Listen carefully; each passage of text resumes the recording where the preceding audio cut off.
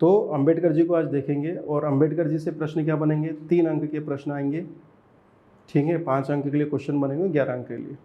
अंबेडकर मान लो जो इथिक्स के पेपर में हो तो यही 11 अंक का जो प्रश्न था वो आपके लिए कितने अंक का होता, 20 अंक का, ठीक।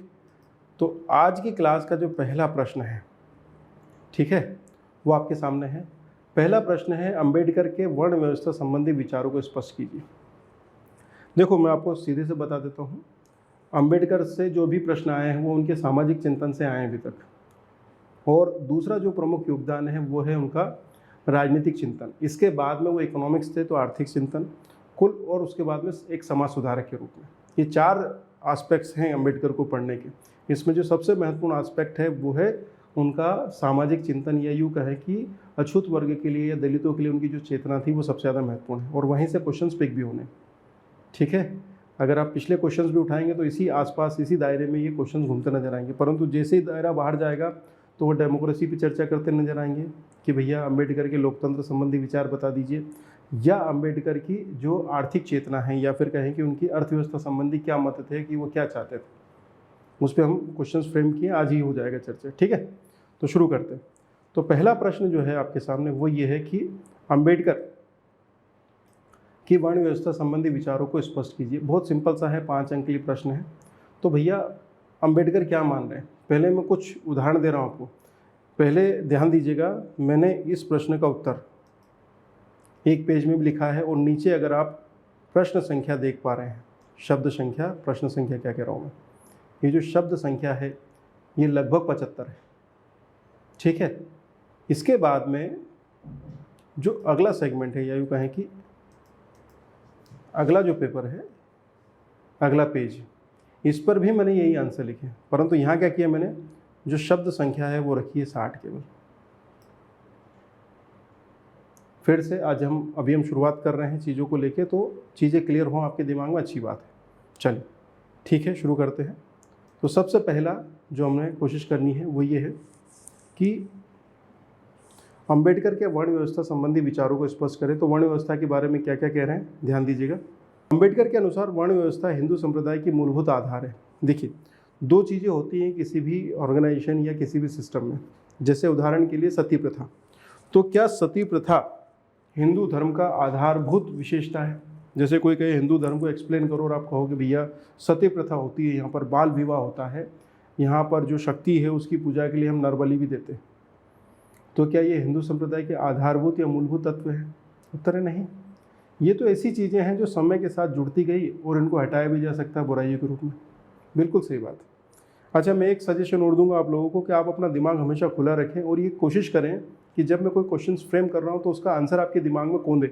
जरूरी नहीं कि आप उसको टाइप करें, फिर जब उसका आंसर आए तो उससे सोचें कि क्या हमारी थिंकिंग मैच कर रही है। अगर ऐसा हो रहा है तो आंसर राइटिंग में आपको सहायता मिलेगी। दूसरा, आपके इंटरव्यू में देखो, अगर आप नहा धो के, जैसे आज मैं बैठा हूँ शेव वेव करके, अगर मैं चला जाऊँगा तो 175 में से 100 अंक केवल इसी चीज़ के लिए मिल जाएंगे कि साहब मेरा नाम ये XYZ है, मैं आ गया हूँ राम राम करने, तो ये हो गए 100 अंक। 100 से कम तब मिलेंगे जब उनको तुम बुरा भला कहोगे। अब 175 से ज़्यादा चाहिए तो कुछ अच्छे आंसर्स करने पड़ेंगे, उसके लिए हमें कॉन्सेप्ट क्लियरिटी चाहिए।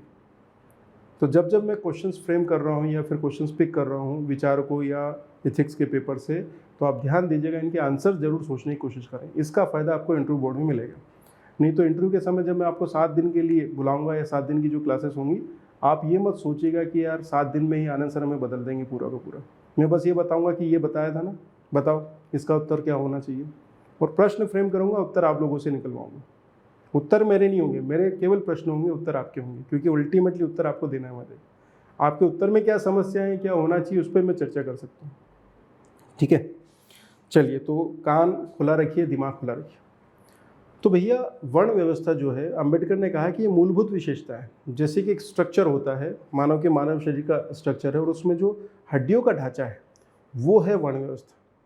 अगर कोई कहता है कि मैं हिंदू हूँ परंतु मैं वर्ण व्यवस्था को नहीं मानता, बात खत्म। तो अंबेडकर कह रहे हैं कि भैया वर्ण व्यवस्था जो है वो हिंदू संप्रदाय के आधारभूत तत्वों में है। पहली बात तो ध्यान रखिए। अच्छा, इस बात से गांधी क्या बोलेंगे, आधार तत्व है कि नहीं? बिल्कुल है। गांधी जी तो कहेंगे भैया वैज्ञानिक है, फलाना ढिकाना है। मैं गांधी जी को बता चुका हूँ वर्ण व्यवस्था संबंधी विचार, और अंबेडकर की तुलना भी की थी मैंने, इसलिए गांधी के बाद अंबेडकर ही पढ़ा है।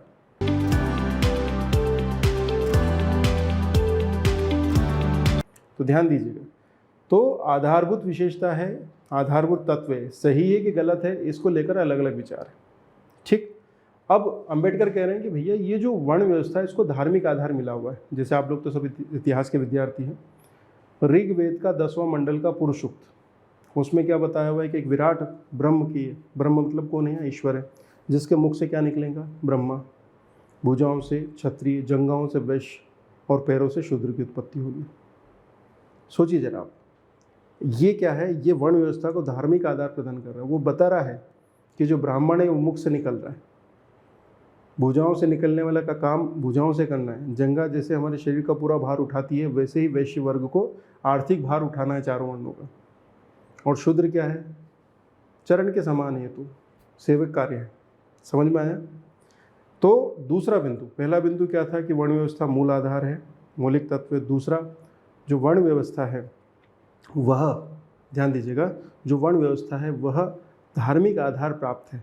और अगर किसी सामाजिक व्यवस्था को धर्म महत्व दे देता है तो ये कॉम्बिनेशन डेडली हो जाता है, उसको समाप्त करना बड़ा मुश्किल हो जाता है। जैसे कि उदाहरण बताता हूँ, राजा राम मोहन राय ने, ये सब चीज़ें लिखनी नहीं है, ये सब आपको समझनी है, आगे काम आएगी।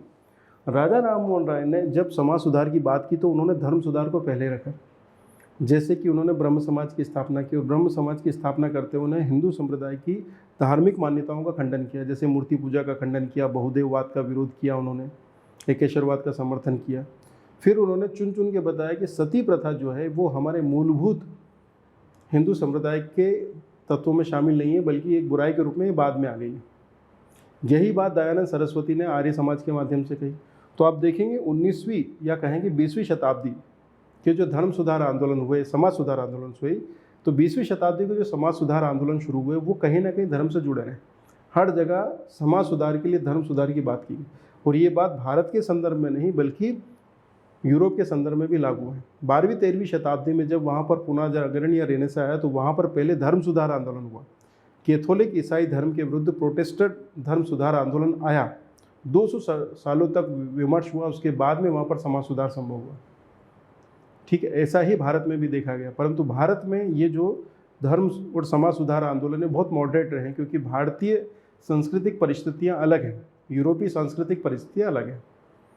ठीक है, तो भैया बात ध्यान दीजिए कि वर्ण व्यवस्था मूल आधार है, वर्ण व्यवस्था का धार्मिक आधार है, और धार्मिक आधार प्राप्त है तो इसको हटाना बड़ा मुश्किल है। ठीक है, अब दिक्कत और बढ़ जाती है कि वर्ण व्यवस्था ने ही कालांतर में जाति व्यवस्था और अस्पृश्यता जैसी बुराइयों को जन्म दे दिया। सोचिए, अगर 4 वर्ण नहीं होते, ना कोई ब्राह्मण होता ना कोई शूद्र होता, तो इसके उप विभाजन में जातियाँ कैसे आती? देखिए, विदेशों में जाति व्यवस्था नहीं है, वर्ण व्यवस्था नहीं है, तो वहाँ पर क्या है, वर्ग विभाजन वहाँ भी है कि भैया ये उच्च वर्ग का, ये मध्यम वर्ग का, निम्न वर्ग का। हड़प्पा संस्कृति में वर्ण विभाजन नहीं है, परंतु वहाँ पर उच्च वर्ग, मध्यम वर्ग, निम्न वर्ग है।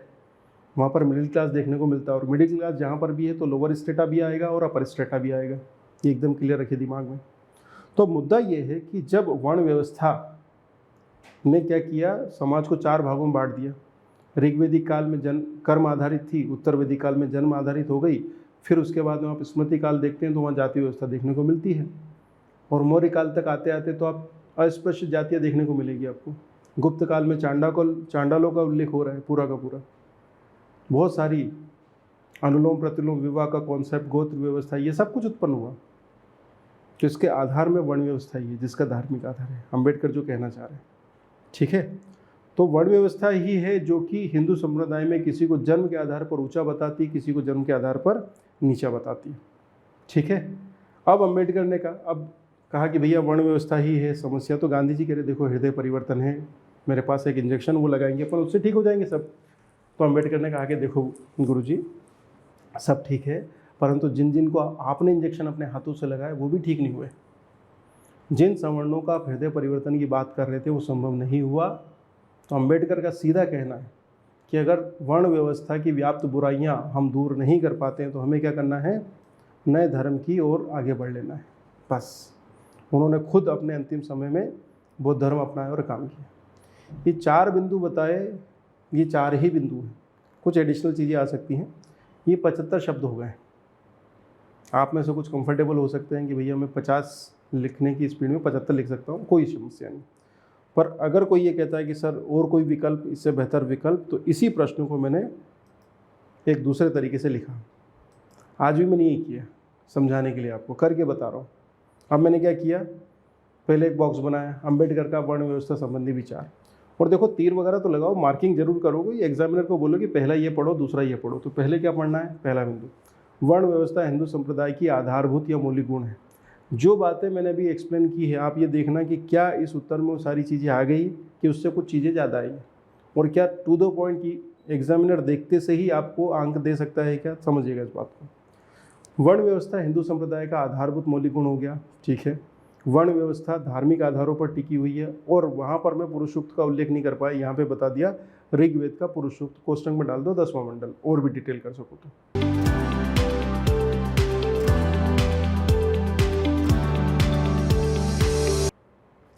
तीसरा बिंदु, अब यहाँ पर वर्ण व्यवस्था पूरी तरह से अवैज्ञानिक व्यवस्था है। सोचिए, वहाँ ये बात नहीं बता पाए थे, यहाँ बता पा रहे हैं हम लोग, क्योंकि जन्म के आधारों पर विशेषाधिकारों को उचित मानती है। सोचिए, कोई व्यक्ति इसलिए पूजनीय है क्योंकि उसका जन्म किसी एक विशेष घर में हो गया। ये तो एक तुक्का है ना, जैसे कि गर्व से कहो कि हम पुरुष हैं। इसमें क्या बात हो गई भैया, महिलाएं तो कमज़ोर होती हैं, महिलाएं ऐसी होती है, महिलाएं होती हैं, हम पुरुष हैं। मैं एक पुरुष हूँ, कोई मुझसे पूछे भैया कैसे पुरुष बने, एप्लीकेशन दी थी ईश्वर को या माता पिता को कि आप लोग भैया हमें बुलाओ और मुझे पुरुष के रूप में या बालक के रूप में जन्म दो? नहीं, एक तुक्का। एक जैविक क्रिया के दौरान कुछ गुणसूत्रों का मिलना, एक्स का वाई से, वाई का जेड, मतलब एक्स वाई का लफड़ा है, तो विशुद्ध तुक्कों पे लाखों करोड़ों संभावनाएं थी परमिटेशन कॉम्बिनेशन की। उसमें से एक कॉम्बिनेशन हम हैं, ठीक है। उसमें पुरुष हो सकते थे, स्त्री हो सकते थे, पुरुष के अंदर स्त्री हो सकते थे, स्त्री के भेष में पुरुष भी हो सकते थे, तृतीलिंग में जा सकते थे, या फिर एक ही व्यक्ति में पुरुष भी हो सकते थे, स्त्री भी हो सकते थे। ये भी होता है। ये जानकारी मैं आपको दे दूं कि बहुत सारे ऐसे व्यक्तित्व हैं जिसमें हिडन व्यक्तित्व दिखाई देंगे आपको। कभी कभी वो स्त्रियों की तरह व्यवहार करते हुए नजर आएंगे, कभी कभी पुरुषों की तरह। जेंडर उनका मेल या फीमेल है, परंतु उनका जो व्यवहार है या उनका जो हार्मोनल बैलेंस है वो अलग अलग उनके जीवन काल में अलग अलग तरीके से काम करता है। कभी कभी तो कोई डीआईजी या आईजी साहब, पांडा साहब भी राधा बन जाते हैं। वो धार्मिक दृष्टिकोण है, परंतु क्या ये हो सकता है कि वहाँ पर इसी तरह का रुझान उनके हार्मोनल इम्बैलेंस में दिखाई दे या हार्मोनल लोचे में दिखाई दे? प्रेम, जिसको हम बहुत बड़ी बात बोलते हैं, वह भी वैज्ञानिकों की भाषा में कहें तो एक हार्मोन्स, टेस्टोस्टेरोन का जो सिक्रेशन है उसके लेवल पर निर्भर करता है। आपकी सेक्सुअलिटी जो है वो हार्मोन्स के बैलेंस पर निर्भर करती है। ये सब ध्यान रखना, ये एथिक्स के पेपर में लिखना है आपको। कार्यक्रम शुरू हो गए, आँख खोलने वाले। तो गर्व से कहो कि हम पुरुष हैं, उसी तरह से गर्व से कहो कि हम हिंदू हैं। अरे भाई, मुसलमान भी हो सकते थे, ईसाई भी हो सकते थे, सिखी भी हो सकते थे, या किसी जनजाति में पैदा हो सकते थे। तुक्का ही है ना, हमने तो कोई एप्लीकेशन नहीं दी है। इस बात को समझना पड़ेगा। अब जो बात है वो क्या है कि अम्बेडकर बड़े ही वैज्ञानिक आधार पर कहते हैं कि केवल जन्म के आधार पर कोई पूजनीय हो गया और जन्म के आधार पर ही किसी को गाली देने का अधिकार मिल गया कि तुम शूद्र हो, और इस आधार पर ये जो व्यवस्था ये अस्वीकार्य है, क्योंकि ये कर्म को आधार नहीं बनाती बल्कि जन्म के आधार। हाँ, किसी व्यक्ति ने गलत कर्म किए तो उसको गाली देना बनता है। निर्भया कांड में जो लोग थे या इस तरह का काम करने वाले लोगों को आप खुल कर गाली दीजिए, मारिए पीटिए। मतलब हिंसा का तो मैं समर्थन नहीं करता, परंतु आप बुरा भला तो बोल ही सकते हैं, बोलते भी हैं, मानते भी हैं, या इस तरह की मानसिकता के लोगों के विरुद्ध इस तरह की प्रतिक्रिया दिखा सकते हैं। तो जो मुद्दा है वो क्या है? मुद्दा ये है कि अम्बेडकर कह रहे हैं कि ये जो वर्ण व्यवस्था है ये अवैज्ञानिक व्यवस्था है, क्योंकि ये जन्म के आधार पर ही विभेद को जन्म देती है। कर्म अगर होता तो ठीक है, कोई समस्या नहीं। गांधी जी कहते हैं कि भैया समाज सुधार संभव है, अम्बेडकर ने कहा कि ना। वर्ण व्यवस्था के संदर्भ में गांधी बाबा आप गड़बड़ करते नजर आते हैं। पूर्णता समाप्त कर, देखो इसको सुधार करने की आवश्यकता नहीं, इसको पूर्ण समाप्त करना है। जैसे कि घर जर्जर हो गया है, इधर से रंग निकल गया, उधर से रंग निकल गया, तो उसका रिनोवेशन करना संभव है कि उसको पुट्टी उट्टी डलवा दीजिए, नया कलर लगवा दीजिए। पर मान लीजिए किसी घर की नींव ही सड़ गई है, तो आपको क्या करना पड़ेगा, उसकी नींव को कैसे ठीक करेंगे आप। तो ये जो वर्ण व्यवस्था है, ये सड़ी हुई नींव है हिंदू संप्रदाय की, तो उसको हटाना पड़ेगा। अब भैया समस्या ये है कि भैया इसको कैसे हटा सकते हैं, हटा सकते नहीं हैं विभाजन। आज भी सोचिए, हमारी पूरी प्रशासनिक प्रणाली या फिर रिजर्वेशन का जो आधार है, बहुत बड़ी मुश्किल हुई है ईडब्ल्यूएस को, इकोनॉमिकली वीकर सेक्शंस को रिजर्वेशन देने में गवर्नमेंट को, क्योंकि सुप्रीम कोर्ट ने कहा कि भैया इकोनॉमी के आधार पे कैसे देंगे, केवल इकोनॉमी के आधार पे कैसे देंगे। सामाजिक और आर्थिक कर सकते हैं पर केवल इकोनॉमिक बेसिस पे कैसे देंगे, इसको बहुत सिर फुटा बोल हुआ, फाइनली हुआ, हुई तो जाता ही, ऐसा क्या है, क्या नहीं हो सकता। परंतु हमारे यहाँ देश में जो विभाजन था वो सामाजिक आधारों पे था, और सामाजिक आधार का जो आधार है वो वर्ण व्यवस्था ही है। तो अंबेडकर सीधे कह रहे इसको ख़त्म करो, गांधी बाबा कह रहे मजाक मत करो भाई, देखो ऐसा तो नहीं हो। तो अंबेडकर ने कोई बात नहीं गांधी जी, अगर हमें हिंदू संप्रदाय में समानता का अधिकार नहीं मिलेगा तो हम बौद्ध हो जाएंगे। बौद्ध में तो ना तो कोई ब्राह्मण है ना कोई शूद्र है, अन्य विकल्पों की तरफ बुद्ध ने हमें रास्ता दिखाया है, खत्म। बस ये 5 बातें लिखनी है। शब्दों की संख्या यहाँ पर 60 आई है, सीधी सी बात है। मैं आपको अंक बता देता हूँ, पहले में मैं जाऊँगा तो 3 साढ़े 3 अंक, 3.5 अंक, और जो दूसरा वाला है उसकी रेंज है 4 से 4.5 अंक। और मान लीजिए कि कोई आपके ट्यूनिंग वाला व्यक्ति बैठ गया, मेरा मतलब समझ गया ना आप ब्राह्मण हो, शूद्र हो, वैश्य हो, ब्राह्मण, कोई फ़र्क नहीं पड़ता, परंतु मान लो कि आपने ऐसा लिखा है कि ट्यूनिंग बैठ गई, मैं शूद्र वर्ण से नहीं हूँ, इसमें कोई बुराई और अच्छाई नहीं है, ये केवल तुक्का है, ठीक है, ओबीसी से हूँ। अब जो मुद्दा है वो क्या है, अगर मैं इस तरह की बातें लिख देता हूँ और कोई इस ट्यूनिंग का व्यक्ति बैठा है तो वो 5 में से 5 अंक देके जाएगा आपको, मजाक की बात नहीं कर रहा हूँ। अब आप कहेंगे सर अगर दूसरी वर्ण का बैठ गया तब, देखो अगर उसके मन में पूर्व धारणा है, प्रिजुडियस से है, तो वो आपको कम अंक देगा, ये बात तो तय है। वो 3.5 4 से ज़्यादा नहीं देगा, परंतु आपकी योग्यता को नकार नहीं सकता वो। क्योंकि मान लो कि किसी दिन ये चैलेंज हो गया कोर्ट में, पहले तो कॉपी देते थे अब नहीं दे रहे, पर मान लो कि किसी का मन में आया कि और एकदम कट्टर है और उसने 0 ठोक दिया यहाँ पे, इस उत्तर को आपको फिर उस 0 को चैलेंज कर दीजिए आप, सुप्रीम कोर्ट भी नहीं छोड़ेगा फिर उसको। बात समझ में आई आपको। तो ध्यान रखना, एवरेज या जो सही अंक है वो तो मिल रहे हैं, परंतु अगर आप वीकर सेक्शन के पक्ष में बात करते हुए नज़र आते हैं तो कई बार आपको बहुत फ़ायदा मिलता है, ये बात ध्यान दीजिए। मैं अंकों के संदर्भ में बात कर रहा हूँ और इंटरव्यू देने जाएंगे आप, तो अभी से बता रहा हूँ, आपकी मूल भावनाएं मुझे नहीं पता क्या है, परंतु मैं वो बातें बता रहा हूँ जो कि आपके काम की है।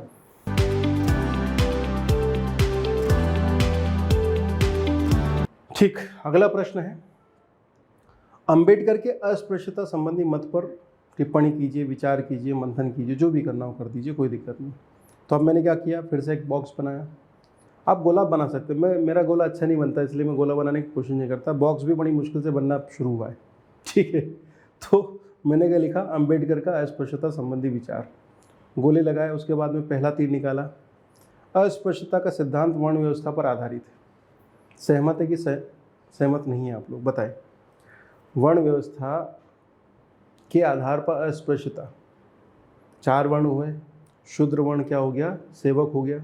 उसके बाद में जो वर्ण व्यवस्था में जो प्रतिलोम विवाह हुए, अनुलोम का मतलब है उच्च वर्ण का पुरुष और उसी वर्ण या निम्न वर्ण की कोई भी स्त्री, उसमें कोई दिक्कत नहीं है, ठीक है।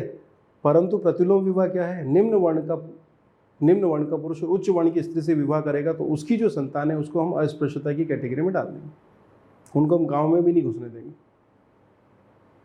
क्योंकि ये बाकी सब ठीक है, हम किसी भी वर्ण की स्त्री से के साथ रह सकते हैं, उसको रख सकते हैं, परंतु हमारी स्त्री को कोई निम्न वर्ण का पुरुष देख ले, हिम्मत कैसे हुई। बात समझ में आई आपको। ये जो भावना है, अस्पृश्यता का जो बेसिक कॉन्सेप्ट है वह है, यह मूल विचार पुरुषवादी मूल विचार है। ये अस्पृश्यता के मूल में पुरुषवाद बैठा है। तो अस्पृश्यता का जो आधार है वो वर्ण व्यवस्था है, ठीक है भैया। वर्ण व्यवस्था के बारे में जो बात करनी है कि वर्ण व्यवस्था स्वयं धार्मिक आधारों पर है, जिसमें उच्च वर्ण और निम्न वर्ण के बीच में भेद जो है वो स्वीकार्यता प्राप्त है। वर्ण व्यवस्था स्वयं धार्मिक आधार ग्रहण करती है। ऐसी स्थिति में उच्च वर्ण व निम्न वर्ण का जो मत है वो धार्मिक स्वीकार्यता प्राप्त करता है। इसका मतलब है कि जो अस्पृश्यता का जो कॉन्सेप्ट है वो कहीं ना कहीं धार्मिक आधारों पर है, वो केवल एक सामान्य प्रैक्टिस नहीं है। अंबेडकर को समझिए, बहुत वैज्ञानिक व्यक्ति हैं। मैंने क्या बोला कि अस्पृश्यता के पीछे क्या विचार है? मूल विचार पुरुषवादी, कि हम तो किसी भी वर्ण की स्त्री के साथ संसार कर सकते हैं, परंतु हमारी महिलाओं के साथ कोई निम्न वर्ण का पुरुष आंख कैसे उठा सकता है? ये मूल पुरुषवादी विचार है। उसी से प्रतिलोम विवाह का कॉन्सेप्ट आया और फिर प्रतिलोम विवाह से उत्पन्न संतानों को अस्पृश्य घोषित कर दिया। मैं सीधी बात कर रहा हूँ। तो भैया वर्ण व्यवस्था से क्या हुआ? कालांतर में जाति व्यवस्था विकसित हुई। जाति व्यवस्था विकसित होने के कई और आधार है, जैसे कि आर्थिक आधार भी है, व्यावसायिक आधार भी है, धार्मिक आधार भी है। एक उदाहरण बता देता हूँ। कायस्थ नामक जाति का विकास गुप्त काल में हुआ। कायस्थ एक ऐसी जाति रही जो कि लेखिक कर्म से या लेखन कार्य से जुड़ी रही। तो व्यवसाय या पेशे से जुड़ी हुई लोगों का समूह जातियों में विकसित हो गया। परंतु बहुत सारी ऐसी जातियाँ जो किसी न किसी वर्ण से जुड़ी रही। जैसे उदाहरण के लिए कि कुंभकार है, कोई धोबी है, वो किस वर्ण में आएगा? वो जातियाँ किस वर्ण में आए? ये कॉन्सेप्ट एग्जिस्ट करता है ना। तो जातियाँ विकसित हुई और हर जातियाँ कहीं ना कहीं किसी न किसी वर्ण से जुड़ी हुई है।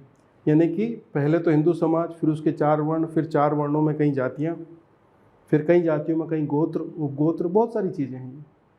ठीक है। जैसे उदाहरण के लिए भैया कि ब्राह्मण एक वर्ण हो गया, परंतु कहेगा भैया हम द्विवेदी हैं, हम त्रिवेदी, हम चतुर्वेदी, हम सरयू पार के इधर के हैं, गंगा पार के हैं, हम दक्षिण भारत के ब्राह्मण हैं। इस तरह की बातें हो रही। उसी तरह से राजपूत के भैया हम मेवाड़ के हैं, मारवाड़ के हैं, हम इसके हैं, हम उसके हैं, फलाना है, ठिकाना है। इस तरह की बातें हो रही। ठीक, तो ध्यान दीजिएगा। तो जो वर्ण व्यवस्था है वो जाति व्यवस्था को आधार प्रदान करती है, और जाति व्यवस्था क्या करती है? फिर वही जन्म के आधार पर। अब मान लीजिए कि कोई प्रतिलोम विवाह से कोई संतान उत्पन्न हो, उसको नहीं पता कि वो क्या बनने वाला है। वो उत्पन्न हुआ और उसको पता लगा कि मेरे पिताजी तो हैं शूद्र और मैं प्रतिलोम विवाह की संतान हूँ, मैं बन गया हूँ चांडाल। अब चांडाल वो तो बन गया, पर उसकी संतान क्या होगी? अब उसकी संतान परमानेंट चांडाल है, वो अस्पृश्य जाति में काउंट हो गया है। अब उसकी सारी संतानें अस्पृश्य है। अंबेडकर खुद महार जाति से थे, जो कि अस्पृश्य मानी जाती थी महाराष्ट्र में, समझिए। तो पानी पीने के बर्तन तक अलग रखे जाते थे अंबेडकर तक के, हमारी तो छोड़ी, उस समय की बात कर रहा हूँ। तो वर्ण व्यवस्था, जाति और अस्पृश्यता ये धार्मिक आधार ग्रहण कर रही है, कोई समस्या नहीं, ये बात हो गई।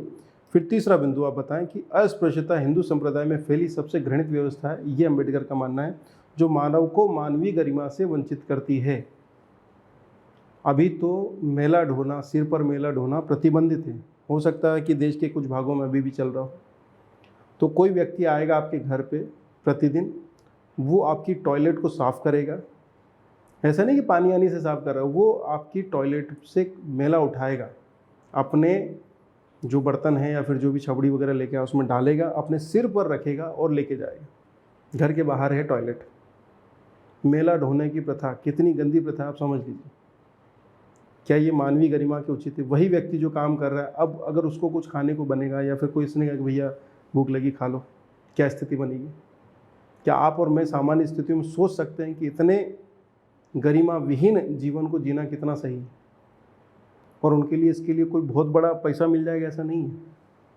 पैसा मिल जाएगा तो फिर वो काम करेंगे क्यों? तो पैसा इतना कम दिया जाए कि रोटी के लिए वो काम करने को तैयार, जीवन जीने के लिए काम करें। यही कारण है कि निम्न पेशों से जुड़े हुए लोगों को बहुत कम वेतन या आर्थिक भुगतान होता है, क्योंकि अगर ठीक ठाक भुगतान हो गया तो वो काम करेंगे नहीं, वो दूसरा काम पकड़ लेंगे। तो उस पेशे से उनको जकड़े रखने की एक योजना पूरी क्या होती है कि भैया उस पेशे में सबसे कम पैसा दिया जाए।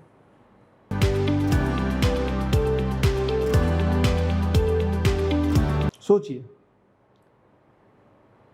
उत्तर प्रदेश में, अब मध्य प्रदेश का तो नहीं पता, पर यूपी में एक मित्र है मेरा, तो वो टीचर है वहाँ पे और आराम से 50-60 हज़ार रुपये महीने की सैलरी कमाता है मिडिल स्कूल में। ठीक है, मिडिल स्कूल का टीचर 50-60 हज़ार रुपये कमाता है। सोचिए ज़रा, वो 6 घंटे पढ़ाता है और कोई दूसरा व्यक्ति 6 घंटे मनरेगा में काम करता है। ज़मीन आसमान का अंतर है। हमारे विधायक सांसद ऐसा क्या काम करते हैं कि उनको लाखों रुपए महीने की सैलरी और आजीवन पेंशन मिलती है? समझिए इस बात को। श्रम में भेदभाव कि भैया हम पढ़े लिखे हैं, हम IAS हैं, हम डिप्टी कलेक्टर हैं, हम ये हैं वो हैं, तो हमें ज़्यादा पैसा मिलेगा। एक IPS की सैलरी और एक कांस्टेबल की सैलरी में कितना अंतराल है? अगर इस अंतराल को देखना है तो समझ लीजिए कि अगर कांस्टेबल सही में केवल ईमानदारी से काम करे तो वो रोटी भी नहीं खा सकता, वो अपने बच्चे नहीं पाल सकता ईमानदारी से, तो दूर की बात छोड़िए। बात समझ रहे हैं आपको? तो कांस्टेबल से सारे वो काम करवाए जा सकते हैं जो कि हीन प्रकार के, कोई डीएसपी या आईपीएस नहीं करेगा। क्योंकि मान लो कि वो आर्थिक रूप से सक्षम है, मान लो मैं सीधी बात कर रहा हूँ कि भैया मैं सिलेक्ट हुआ, मैं गया, मुझे लगा कि भैया ये बेईमानी का काम चल रहा हो, नहीं करना है मुझे, तो वो दबाव किस लिए बनाएंगे कि काम करो नहीं तो निकाल दे। मैंने ठीक है, कल निकाल रहे हो, आज निकाल, तो ये लो इस्तीफा, मुझे ज़रूरत नहीं है आपकी, जितनी तुम सैलरी देते हो इतना मैं नींद में भी कमा लेता हूँ, जागने की भी ज़रूरत नहीं है मुझे। सोचो आप। परंतु उस व्यक्ति का क्या जो कि अपनी रोटी के लिए उस पर टिका हुआ है, तो वो बेचारा गलत काम भी करता है। ठीक है। अस्पृश्यता का विचार, अब गांधी बाबा आ जाएंगे। हर बार मैंने कहा गांधी को पढ़ना तो अम्बेडकर, अम्बेडकर को पढ़ना तो गांधी। अस्पृश्यता का विचार, गांधी बाबा आएंगे कि भैया चिंता मत करो, हृदय परिवर्तन करवा देंगे। फिर कह रहे देखो गांधी बाबा थोड़ी बहुत कि भैया थोड़ी बहुत भूमि दे दो, आपके यहाँ पड़ी है, तो वो संभव है हृदय परिवर्तन के साथ कि 200 बीघा में से 4 बीघा जो कंकर पत्थर वाली ज़मीन है, जो पहाड़ी ज़मीन है, जहाँ आप कभी जाता नहीं हो या फिर इस पर कोर्ट केस चल रहे हैं, वो विनोबा भावे को हम हृदय परिवर्तन के आधार पर दे देंगे। पर आप सोचो कि हम किसी अस्पृश्य पुरुष को अपनी स्त्री दे देंगे या फिर अपनी बच्ची का विवाह करवा देंगे, सोचना भी नहीं। हम उनके साथ बैठ के खाना नहीं खा सकते। बाकी सब ठीक है गांधी बाबा, ये नहीं चलेगा। तो अम्बेडकर क्या कहेंगे, अस्पृश्यता समाप्ति ऐसे नहीं होगी गांधी जी, उसके लिए कानून बनाने। कोई भी अगर अस्पृश्यता का व्यवहार करता हुआ पाया जाएगा तो उसको गैर जमानती अपराध माना जाएगा, और उसको जमानत कहाँ से मिलेगी? कोर्ट से, थाने से नहीं मिलेगी। फंडामेंटल राइट्स आर्टिकल 17, अस्पृश्यता की समाप्ति, ये एक ऐसा आर्टिकल है जो कि अम्बेडकर की महत्ता साबित करता है। जितनी भी पिछड़ी हुई जातियां हैं इंक्लूडिंग ओबीसी, हमारे देश की 80% जनसंख्या, अभी जातिगत आधारों पर जनगणना हो रही, मैं बता देता हूँ अभी रिजल्ट आपको, 80% के आसपास एससी, एसटी और ओबीसी हैं, और ज़्यादा होंगे। एससी, एसटी और ओबीसी की बात कर रहा हूँ, और उसमें भी सबसे ज़्यादा कौन होंगे? ओबीसी और एससी। समाज का बहुसंख्यक 60 से 65% जो तबका है हमारा, वो पिछड़ा हुआ है। उसमें से लगभग 30% जनसंख्या, हमारे देश में कम से कम 30 करोड़ लोग ऐसे हैं जो कि शेड्यूल कास्ट की श्रेणी में आते होंगे, ऐसा मेरा मानना है। अभी देखिएगा, पाने दीजिए देश भर की जनगणना के आंकड़े। 30% जनसंख्या को हमने क्या बना के रखा था? उनमें से बहुत सारी ऐसी जातियाँ जिनको अस्पृश्य बना के, तो इन 30% के लिए, या कह लीजिए कि 80% या 80 करोड़ के लिए, 90 करोड़ के लिए, 100 करोड़ के लिए, या गरिमापूर्ण जीवन यापन करने के अधिकार के संदर्भ में अम्बेडकर महत्वपूर्ण है। ध्यान दीजिए, खुल के बोलिए। इसके लिए आपको कोई कपड़ा पहनने की या नीला सापा बांधने के, झंडा लेने की आवश्यकता नहीं, इस बात को समझिएगा। ठीक है भैया, अस्पृश्यता की समाप्ति हेतु कानूनी प्रयास ही विकल्प है, ये उत्तर आपको लिखना है। अच्छा, मैं ये अंबेडकर, गांधी और इन सबको बहुत डिटेल में इसलिए पढ़ा रहा हूँ बेटा, क्योंकि आपको ऐसे लिखना है, मुझे ही करवाना है। तो अभी से मैं अपना सिर फुटेबल इसलिए ज़्यादा कर रहा हूँ कि आप पेपर नंबर 6 के लिए तैयार हो जाएं। वहाँ जाके नहीं तो बोलेंगे सर ये तो पता ही नहीं हमें, और वहाँ पे उसको रट नहीं सकते बेटा, इस बात को ध्यान दीजिए, उसको रट नहीं सकते।